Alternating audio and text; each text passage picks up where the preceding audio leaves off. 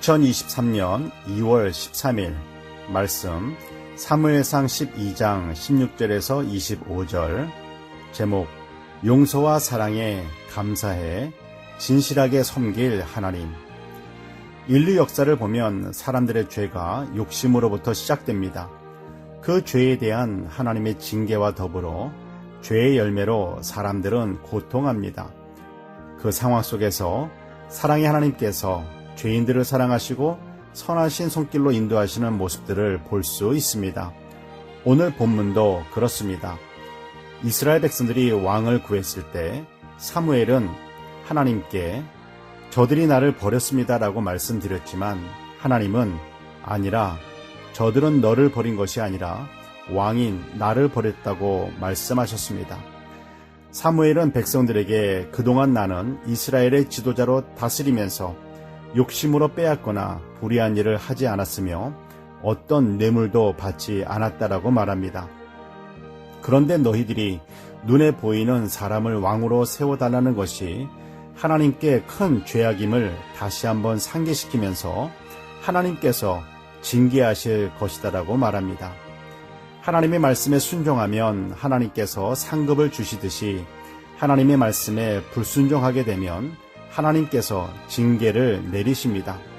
순종하면 상급받고 불순종은 상급을 못 받는 것으로 생각하는 것은 대단한 착각입니다. 백성들은 두려워하면서 자신들이 하나님께 큰 죄악을 범하였다라고 말하면서 사무엘에게 자신들을 대신해서 기도해 줄 것을 부탁합니다. 사무엘은 백성들에게 기도하겠다 하면서 너희들도 하나님을 따르며 오직 마음을 다하여 하나님을 섬기라 말합니다.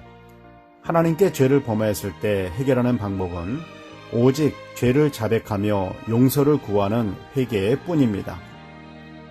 사무엘은 이스라엘 백성들에게 하나님은 하나님의 이름을 위해서라도 자기 백성을 버리지 아니하시리라 라는 놀라운 은혜의 말씀을 전해줍니다. 비록 연약하고 부족해서 죄를 범했을 때라도 버리지 않으시는 하나님, 매를 때려서라도 올바르게 인도하시는 사랑의 아버지 되시는 하나님의 모습입니다. 하나님은 우리 아버지십니다. 징계를 통해서라도 우리의 가진 것을 다 빼앗아 가시면서까지라도 우리들을 버리지 아니하시고 아버지께로 돌아오길 원하십니다. 그러므로 그러한 징계가 임하기 전에 먼저 회개하고 마음과 정성과 힘을 다하여 하나님만을 섬겨야 합니다. 우리의 인생길을 우리들이 개척하면서 나아가는 것이 아니라 하나님께서 선하신 길로 인도하시는 그 길을 걸어가는 인생이 올바른 인생입니다.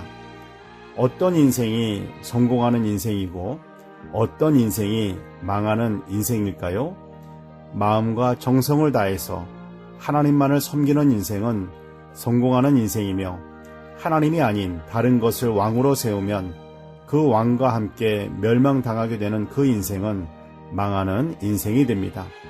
오늘 말씀은 사람을 왕으로 구하는 죄악을 범한 이스라엘 백성들에게 징계를 내리시면서도 그들을 붙잡고 인도해 나가시는 하나님의 사랑과 다시 한번 기회를 주시는 하나님의 은혜를 보여줍니다.